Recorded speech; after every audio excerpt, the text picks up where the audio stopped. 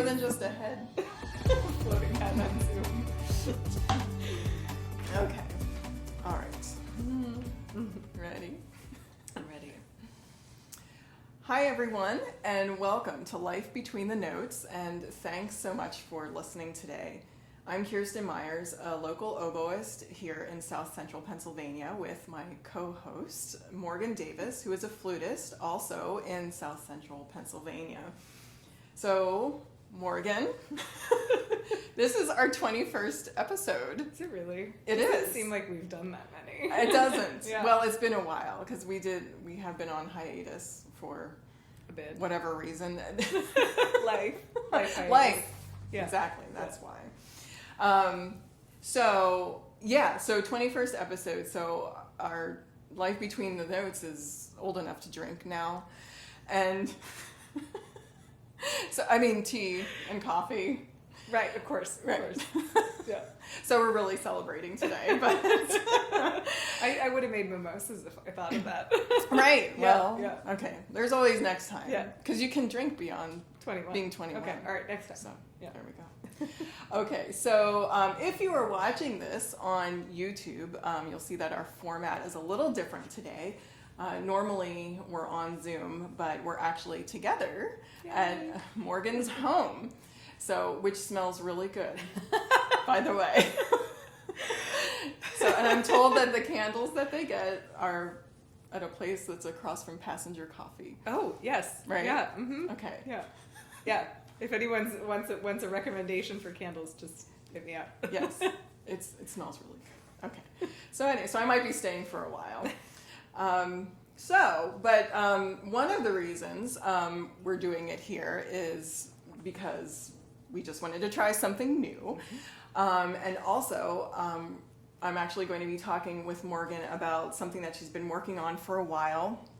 And it's a relatively new idea that she's introduced, and I don't know exactly what you would call it. Like, it's almost, I don't know if it's maybe a community or like a movement or, but it's called the Bee List, and it's something that she has created that essentially well, I'm going to let you explain it. I'm not going to explain it. But before we get into that, so I'm just going to give you a little information about Morgann. Something like having your bio read, but then it almost never happens when you're in person with someone. Mm-hmm. You know, it's like podcasts or whatever, and even then it's sort of like, oh yeah, okay. So this is a first. Yes. So you're going to learn all about yourself. Okay. All right. So, Morgann teaches at Millersville University, Franklin and Marshall College, and in her private studio, Davis Flute Studio. She freelances in regional orchestras like the Harrisburg Symphony and Lancaster Symphony, and serves on the board of the Flute Society of Greater Philadelphia and the membership committee of the National Flute Association. Morgann is a certified yoga instructor and mindfulness meditation instructor, and teaches creative resilience to musicians of all types, in addition to curating the blog and newsletter, The Bee List. And that is why we are here today. So, if you know Morgann, I mean, I consider her to be a very highly introspective person. She laughs. The nicest way to say that. I'm learning just how introspective I am as I age. I'm going, oh yeah, I'm really, yeah. Well, It's got perks and drawbacks. Well, I don't know. As we age, we learn all sorts of interesting things about ourselves, True. Whether good or bad. But I mean, you are heavily invested in your own well-being and that of others. And for me personally, like I truly appreciate your outlook and your commitment to bettering yourself and the world around you, because I think, I take a lot of inspiration from that myself. And mostly from what, following you on Instagram, really, and the things that you share. And just, it's, I don't know. I appreciate it. Well, that means a lot. Thank you. I mean, you know, sometimes being online kind of feels like talking into the void. It doesn't feel like you're wondering like who's reading this, and I think it's not, you know, we see all these people with large followings, but it's not normal to have a bunch of people following you online, and if you don't, it can kind of feel like, well, why am I writing this, or why am I posting this? And it's always nice when it strikes a chord with somebody and they enjoy it and makes it feel a little less superfluous. Yeah, it's great. So, and I'm sure I'm not the only person Oh, who feels well, that it means way. a lot that you say that, so thank you. Well, sure, of course. So, so before we get into what the B list is, how did you get to this point of even creating it? Well, I think it's just time, honestly. I mean, I've lived in Lancaster now for over 10 years, and so prior to that I was in Wisconsin post-grad for 2 or 3 years, and you know, it's long enough to have some experience of just understanding how much effort it takes to build any kind of career in music, no matter how much you're playing. And so I think initially when I started writing about either teaching or playing or whatever, it was during the pandemic, and I've always liked to write, and I did a little bit of that freelance when I moved here for different publications, nothing major, but I like it, and it's just always been a nice way to sort of figure out what I'm thinking. So I started doing that during the pandemic, and after that sort of unraveled and we got back to everything, it still feels like a way to connect with people and think about how complicated, you know, balancing your personal life and your professional life can be, and all of the effort that goes into maintaining your skills. And I guess maybe now I just have a different perspective on that, being a little bit older, versus when we're young and we're right out of school, and you can focus on that. You don't have a lot of other stuff going on, so it feels normal to just put all your eggs in the career basket versus later. And so that just makes me think of just how different a career in music is than so many other fields. Yeah. You know, it's certainly not a 9-to-5 job where you can you go in, you put your time in, and come home, and that's it. I mean, obviously, a lot of us like carry over our work into, you know, beyond the 9-to-5. I mean, I realize that other professions do that, but especially teachers and such. But yeah, and time management for sure is tricky because it's not only teaching, which is often in the evenings if you're teaching privately, but it's concerts on the weekends, and then which is a time that often other people are, you know, taking their time off, and then but you're on, and so then and some musicians also have a daytime job, and they're doing both. Yeah. And so then it's how do you manage that time as well? Well, and as you get older too, if you get married or if you have kids, or you know, then you're not just thinking about your own time, balancing your own time, you're thinking about the impact that has on your family and on your relationships that are theoretically like the most important relationships. And so then what I hadn't experienced when I was younger, you know, now that I'm married and you have priorities with like family and your you know, relationships at home, and is figuring out that balance of how do I care for the relationships that are really important, that require my time and maybe some sacrifice in terms of work, and sometimes that relationships with yourself that you're trying to figure out how to prioritize, and you know, maybe you have to let something go work-wise or personally or whatever. So it's just, I think all of it's relationship navigation to some extent. Right. It's hard. Yeah. And you know, as we were saying, you know, as we age, you know, we get to know ourselves a little bit better, and it changes throughout your life too, as well.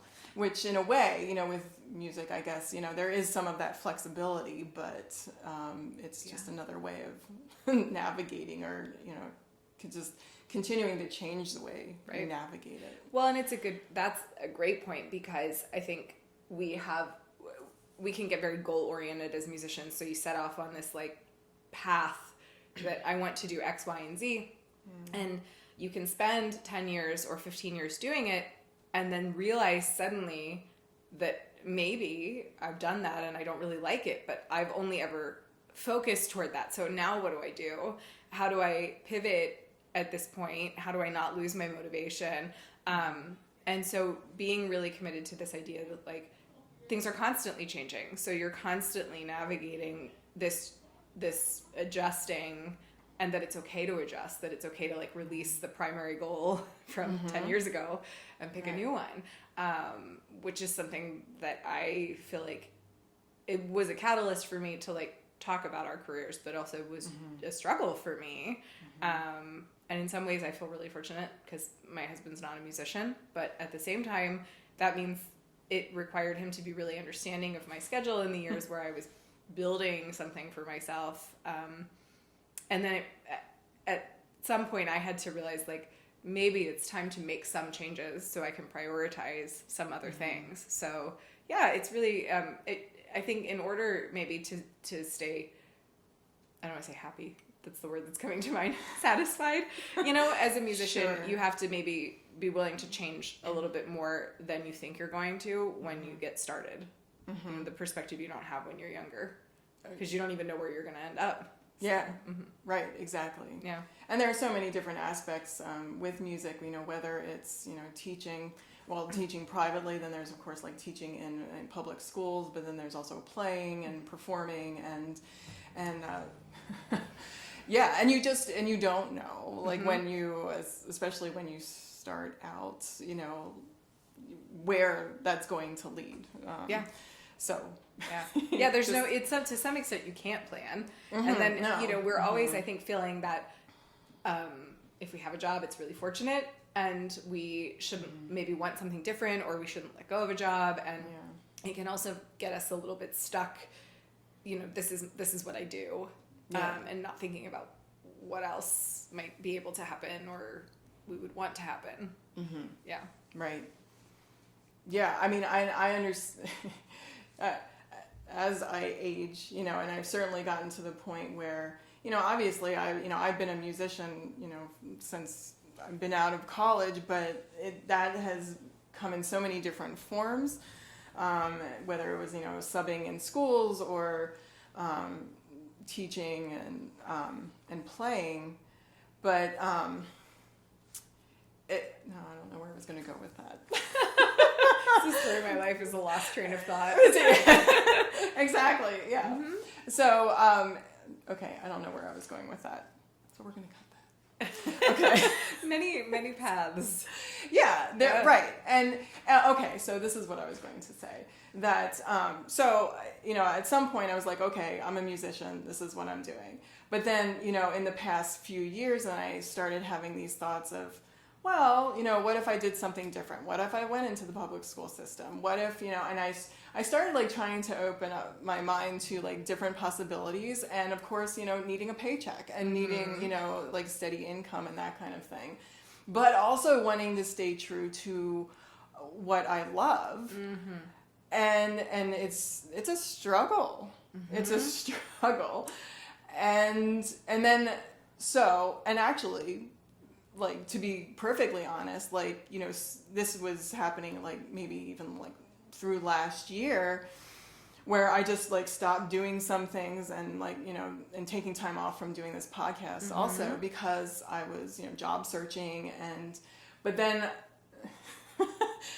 finding out, you know, look, you know, this is who I am. I'm going to make this work, and then just kind of diving in, you know, and try and you know, doing your best, you know, to make it work. And I don't know how long it will last, you know, but then, you know, do we ever know that about anything? And you know, I think it's really it's important to talk about it, because I think we have this sort of there's like an idealism that comes with being a musician, where it's like you have to be so committed to your art and whatever, and that if you're questioning what you're doing, that somehow it devalues you as a musician. And I think it's the best thing we can do to give ourselves the space to consider how, you know, what do we actually want, because it's not a small commitment like we've been talking about. It's so much work. So why wouldn't you give yourself the space to take a step back and think about whether or not,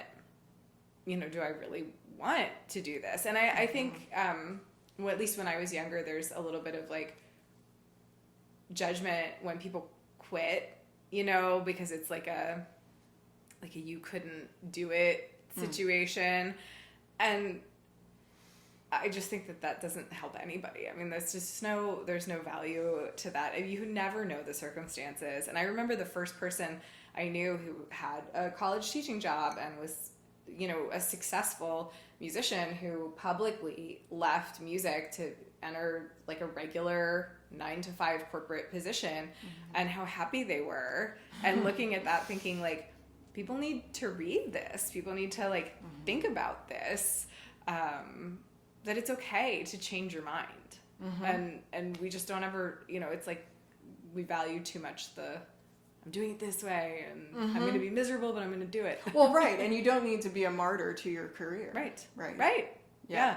I mean, if we've learned anything, you just never know what's coming, you know, from the last 4 years or 5 years or whatever. And so now is a great time to think about it. I think it's just smart to, you know, to not move blindly. Right. Yeah. Right. Yeah. In fact, I had a bit of a conversation about this with my daughter, who is 20 years old and who is like trying to figure out her way in the world too. And I think I mentioned something about like how I'm constantly reevaluating where I am and like what I'm doing, and am I happy doing what I'm doing? Is it practical? And she looked at me and she's like, that sounds exhausting. Like, yes, it is. But I think some of that comes with being a musician. Yeah. A little bit. But yeah, I think it's like the biggest myth that we don't, you know, at some point you can stop I guess you can stop thinking about where you're headed. But, sure, yeah. Well, it does get exhausting. Yeah. And there's only so much of that you can do, I guess. You know. But I don't think we should, I guess, is maybe what I want to say. Anyway. So I'll just continue being exhausted. So relatable. So what is the B list then? So like how did you, I mean, I guess what we're talking about is partly how you got to that point. Sure. It's a lot of things. I mean, it is like the concrete thing it is this blog on my website and this newsletter that I publish, this e-newsletter, obviously. And I had a friend, so when I sent out like kind of the first one of these, I kind of like restructured everything to be in this idea of the B list. I had a friend who wrote me and was like, you know, at first I was kind of offended because I was like, the B list, you know, like what's that about? And she was like, but then I read the whole like intro and I was like, oh, this is great. So that made me feel better. But it is about what it means to have a fulfilling life when your name is not on a marquee somewhere, or you don't have tenure, or you don't have things that are identifiable to people, especially non-musicians, as markers of success. And it's about the amount of work that it takes to have that career, but how that's a good thing. Because I think we can become very like bitter or jaded about the amount of effort we pour into our careers when they don't reach that peak level that everybody dreams about, you know. So it's really just about how to be, not even how to be, but just the process of figuring out what makes you feel fulfilled. So like we talked about introspection. I realize not everyone is as introspective as I am. sometimes to a fault. But what I'm hoping is that like what I'm generating is a place where people like can just, it just makes people think. It just gives them another way of looking at what they're doing or what they could do or what's really meaningful in their lives or what's really important in their lives. And just sometimes the basics of that. Like how do you balance a personal life with a career that is so unique, you know, like they are like a career in music. And yeah, so it's just about the process. And I remember actually the first time that you mentioned anything about being like a B-list player was actually the first time that we met to talk about this podcast. We were at a Starbucks, of course, drinking coffee, and my favorite of all the beverages. And yeah, I don't even know what we were talking about, but then you were saying, you know, something about you know, navigating the career of being a B-list player, and I had never heard of it, you know, or heard of us like refer to ourselves as like B-list player, and then I was like, well, if she's a B-list player, I am like a B minus C plus. No. But I mean, I understand. But yes, yeah. I understand. But in the in the hierarchy of things, like I'm not running a concert circuit, I'm not tenured in an orchestra or at a school or whatever. I'm like I'm a solid B-list. You know, like I've got a solid footing where I'm at, and so there's some freedom in that too, like in a recognition of that doesn't mean more is not possible. It just means I'm okay where I'm at. And you can work from that. It's like allowing yourself to have a sense of security in your skills or in whatever the current place is, even if you want it to get better. Yeah. So I signed up for the B-List newsletter. Thank you. And I've received 3 of them so far. But they it's great to read it and hear it. And just to see it in print and in some way, I guess, like feel validated in like the feelings that you have about the career. And in your first email to subscribers, you spoke of cultivating intentionality, which was so interesting to me because like I know you pick a word of the year every year. And so intention was my word for this year. I didn't know that till we started talking about today. It's a good one. You picked a good word. So, yeah, and well, you know, and previous to that, there was focus, and I don't even know what last year was. It's a blur. But and so intention actually is a form of focus, I guess. But and for me, yeah, it means that with my time, especially, like I'm creating how I spend it intentionally in both my professional and personal life. And so now that I've decided and accepted, that I am a freelance musician, I have some big goals coming up, and I want to make sure that I'm focusing on compartmentalizing those while also intentionally creating free time with my family, which in some ways, like, I feel like I have been missing because, and you and I have talked before about the whole saying no to gigs and saying no to things, or even, new students and that kind of thing, which I have been terrible with. And I have taken on a lot. Right. But I'm always like the person who, like, I just like, I'll pile it on until like, I break. Yeah. And then I can't, I'm like, well, it's too much. Yeah. Okay. But I just want to find out, like, what is my breaking point? Right. Right. Which is maybe not a great way to like go through life, but. Well, I find that super relatable because I do the same, but some of that's the, what do I want to say? I don't know the word I want. It's this fear we have of not having work, and that if we turn things off for just a second, that next person's going to slip in there and people won't need us anymore. That's such a musician thing because we're very aware of the number of us there are and the number of places there are for us to be. Yeah. And it just feeds that. So if you have that tendency anyway, it's just a really like Sure. It's a catalyst for, right. Well, and it's so easy for us to be threatened by other other people who are like playing the same instrument or, that kind of thing. Yeah. And I'm sure, I mean, I think everybody, at some point, goes through that. I mean, it's hard. Yes. It's hard to get over. Yeah. And for some of us, in certain ways, like not to be like bitter about, certain things. And so, and for me too, like, it's hard for me to like carve out downtime.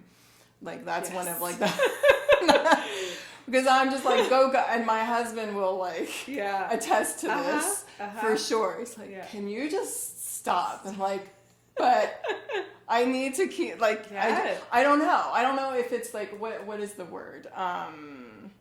Like you're oh gosh. If it's like for me, it's a fear that if I stop moving, everything will just like, the wheels will come off with everything. Yes. I don't know if that's where you're headed with that. Scarcity. So, that's right. It's the scarcity, I don't know, complex or whatever. Yeah. Like you're just afraid that like it's all just going to go away or something. Mm-hmm.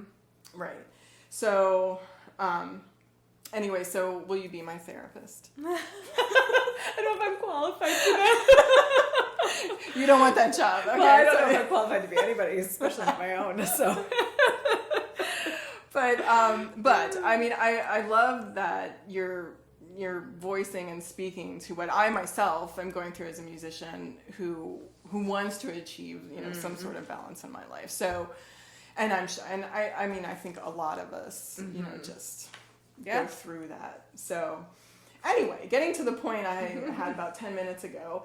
In your first email to subscribers, you said, quote, "We can create so much change and momentum in our own lives, but it takes what can be an uncomfortable amount of introspection to really generate growth.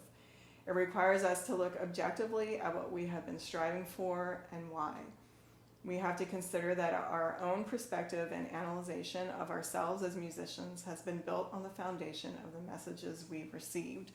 What would happen if we turned off the messages streaming in for a while and reevaluated?" End quote. And there's the question. So, but that's what we've been talking about, is like reevaluating. It's not easy. It's really, I mean, first of all, we're in a discipline where you're always looking for validation from someone. I mean, that's how we learn to some extent. So if you don't want to go back to a lesson after practicing all week and have your teacher look at you and go like, like not have anything to say. So to some extent, we need a validation either of good or bad, constructively over time. But it's also fed by the fact that we go to auditions and we need feedback from auditions and we need feedback of winning a job or not winning a job. Those are the things, those are the gates that we pass, as we're trying to figure out what we're doing. And we can create lots of things for ourselves. You don't need permission to start a private studio, although we need skill. You can like create things for yourself, but it's hard to trust your own self-evaluation when you've spent decades being instructed, needing to be instructed. I needed my teachers to help me be a better player, but how do you move forward into a process of like trusting your own perspective on yourself?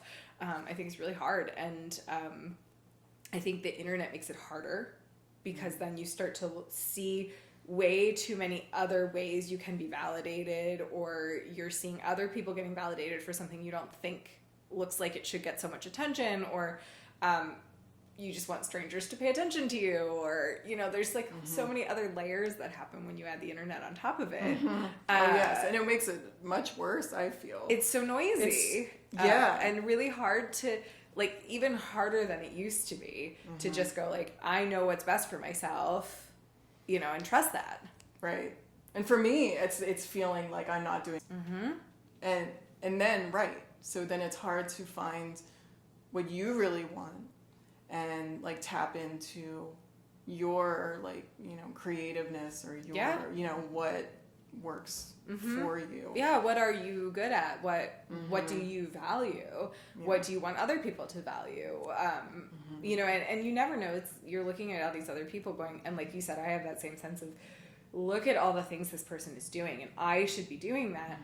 But you never understand the whole picture. Yeah. You never know. So like, maybe they shouldn't be doing that either. Maybe it's not actually good for them, even if they're achieving something. I mean, it's just, that's where all that overload of just outside excess information can be so harmful. You know, when we're trying to figure out how to just like, what do I want? Yeah. Yep. And I read something, well, and you just talked about this with, you know, creating things, you know, well, creating work, and I read on somebody, I forget, somebody on Instagram. Always. But Always. who was talking about that as musicians, we can find, you know, different avenues. Like, we don't have to go the traditional routes of either being, you know, a public school teacher or you know, private teacher, performance. Like, there are so many different, you know, avenues with music that we can do that.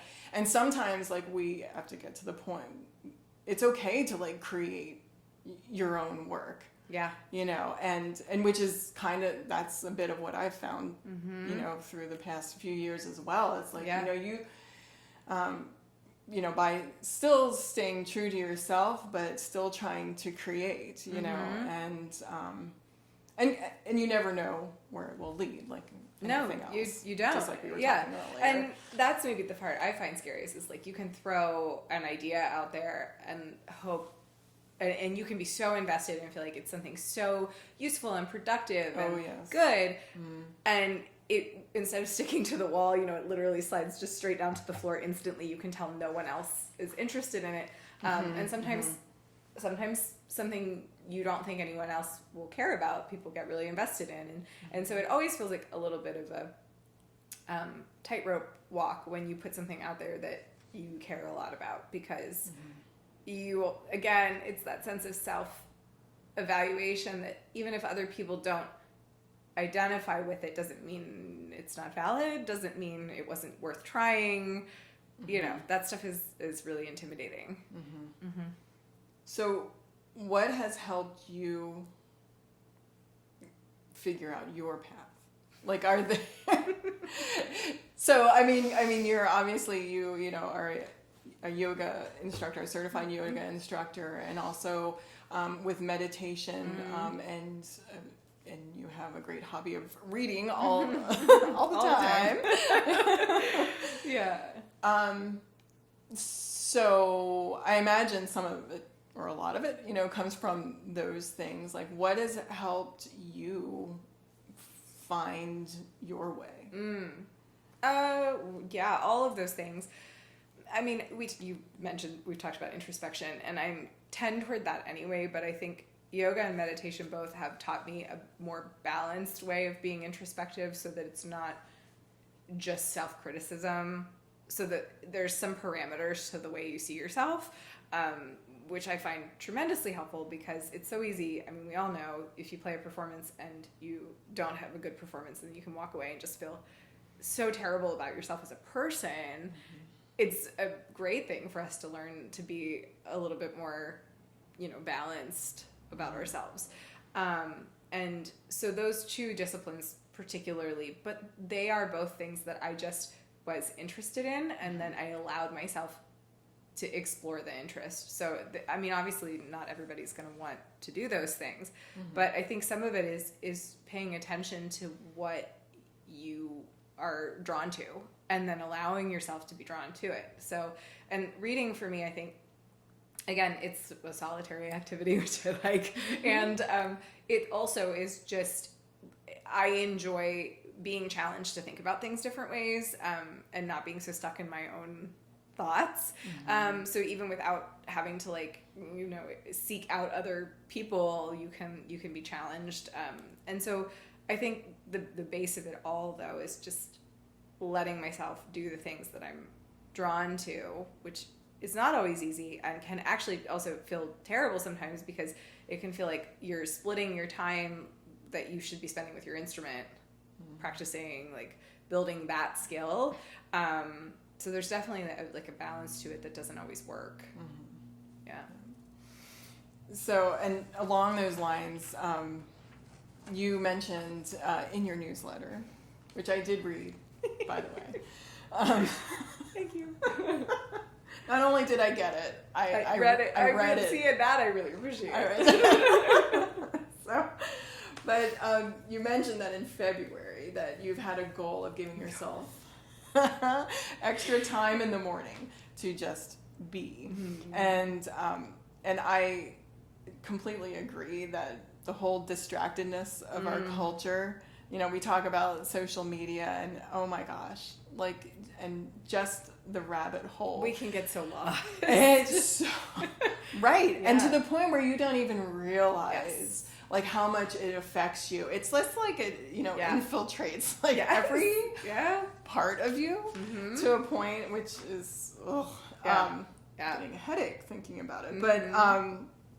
But it's just overwhelming and undeniably, yeah, I've gotten sucked into like checking my phone incessantly, and I need to actually like commit to intentionally, like putting my phone away, and then and when we talk about like I have trouble with downtime. Oh yeah. Because I mean, and I think a lot of us, that's what we do. Like, you know, even if you're like standing in the line at the grocery store, and you know, I'm bored for like 5 seconds.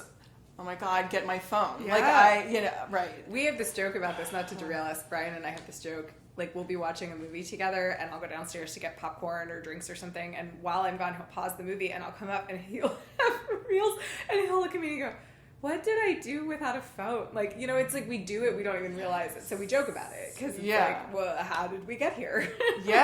Right. It's just, So, anyway, so what you wanted to do in February was to give yourself some extra time in the morning, in particular, to just be, right? And, which, you know, I mean, this is along the lines of meditation, and not necessarily that you're meditating at that time, but that you're just existing, or reading, or, you know, something that is just not not having phone. to respond to other people in your life. Like, why should I? Right. Would I invite these people into my home at 7 a.m? No. Like, why do I do it? Why would I let myself do it? Why am I checking emails? Like, you shouldn't be here with me while I'm drinking my coffee. Right. Well, because cat reels in particular are just fun to watch. Well, yes, there are some exceptions. Like, the cats are not taking over my life. I mean, they are, but in a good way. So. But anyway. Yeah.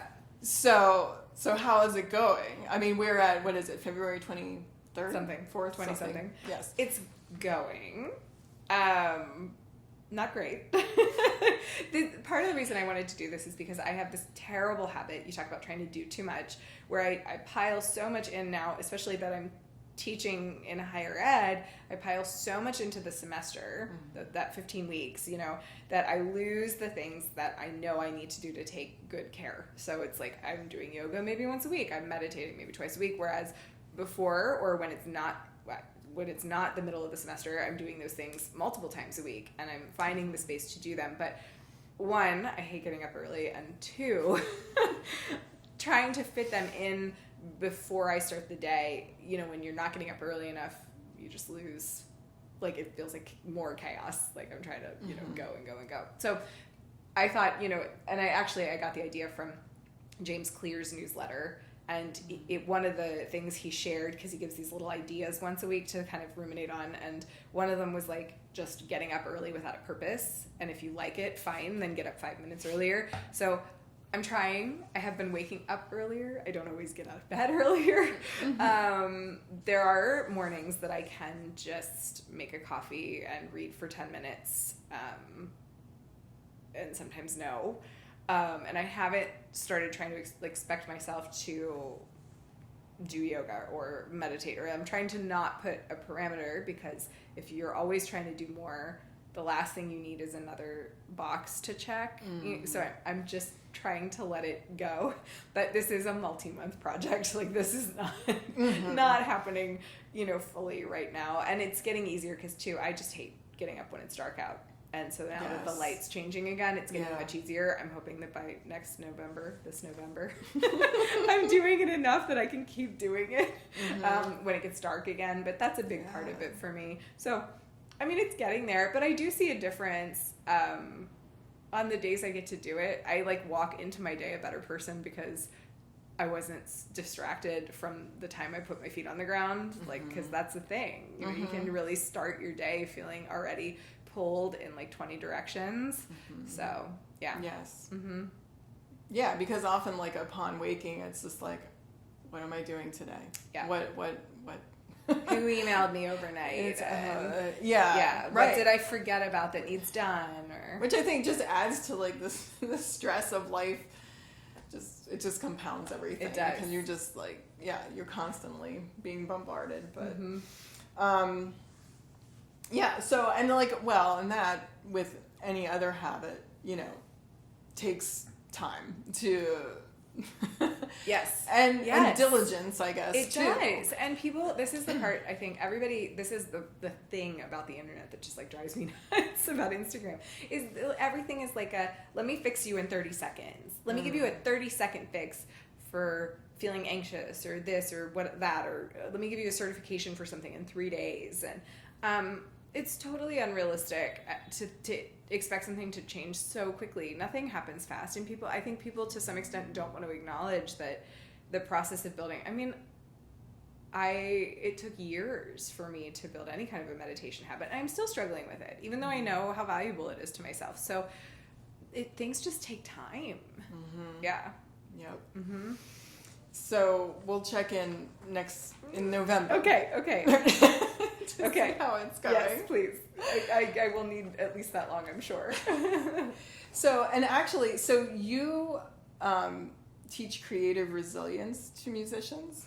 What is that? No, this is a new this is all kind of bubbled up at the same time as the B list. Okay. Where I have had some experience now teaching using the things I've learned from yoga and meditation about how our brain works and how our body works, how they work together, the way it applies to practice and performance. And so it's something I would like to do more of, is to teach those skills to people. So not playing your instrument skills, just how to work with yourself if you always feel some particular kind of tension when you're performing. Where is that coming from? Is it thought-based or is it anatomy-based? And then how are your thoughts and your feelings feeding off of each other?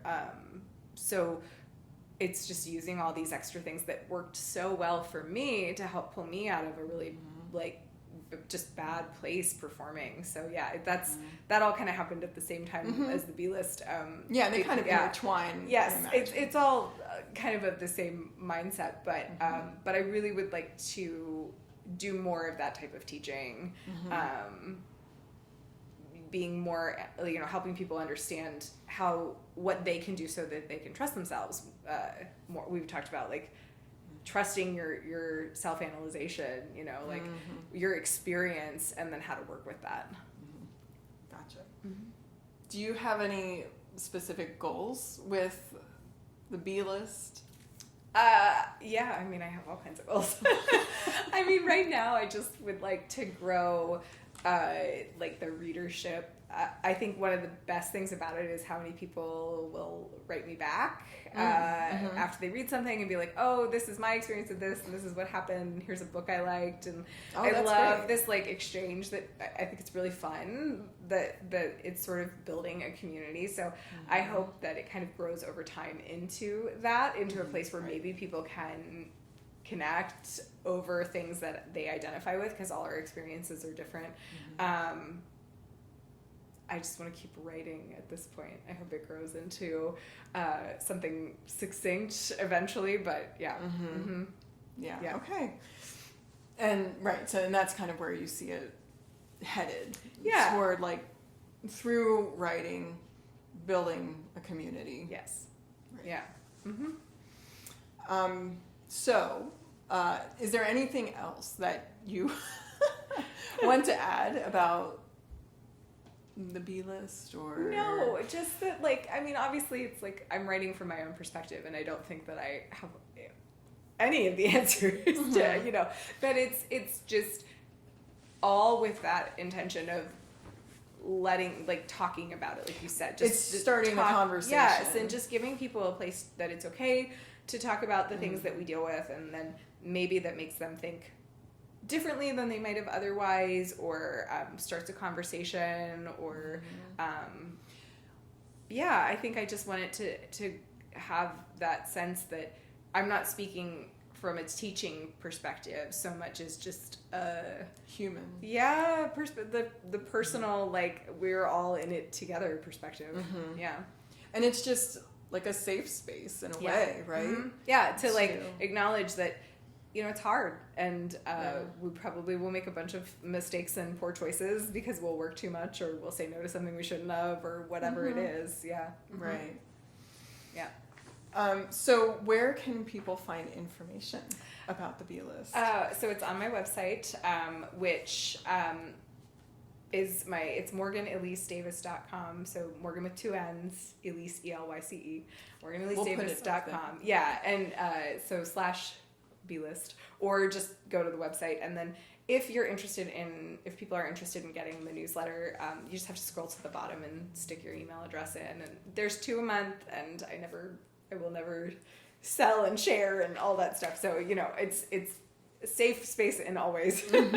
Yeah. But yeah, so it's on my website, and then I'm on Instagram, and I think my handle is, I should know this, Morgann Davis Flute is my Instagram handle. So either way, but yeah. Yeah. Well, it's a great thing. It really is. And it's just what you're doing, like I said, it speaks to like what I go through, and every other musician, I'm sure, goes through, and it just and hopefully, yes, just makes people think about it and understand that, you know, you're not alone, really. Yeah. Because in some ways, it can be very isolating. It's a very lonely profession. Yeah. Yeah. Even though you're playing with people and you're in a room with an audience, you know. I mean, you're sharing something, you're sharing music, but, you know, and part of the reason for, like, this podcast was to, like, build some sort of, like, community with other musicians and colleagues and teachers and that kind of thing, too. But just to know that we all, like, share in these struggles. Yes. Yeah, absolutely. And, you know, even this conversation... you know, we're already friends. We already talk about this stuff, but it gave us an excuse to talk about it more. And like I said, I love getting emails from people and having those types of conversations and feeling like, I mean, I want to feel not alone too. That's part of the motivation. So, right. Yeah. Right. And if anybody who is listening or watching, you know, has anything to add has questions, you know, obviously, like, we're on YouTube, and we, like, Between the Notes also has an Instagram and Facebook page, but and an email, which is lifebetweenthenotes@gmail.com. But you can, you know, certainly, you know, write to us and let us know about, you know, your struggles, you know, or if you have questions, or you just want to get it out, or maybe you want to come to Morgann's house and smell this candle, and drink coffee with us, which would be great. But yeah, and you know, I'm always happy to talk to people about, you know, these kinds of things too, and so we need to talk about it. Yeah. Right. So thank you. Thanks. Yeah. Oh, it's so nice to talk. Yeah. Just like talk. We're always texting or whatever. It's nice to actually just talk. Yes, lots of texting going on. But yes, so thank you. Thanks for being on our show. You know. So, and you know what, I bet we're going to do it again soon. I bet. In fact, Stay we tuned. have Stay tuned for plans. more. There are plans. So Yeah. okay, awesome. Cool. Thanks so much. Yeah.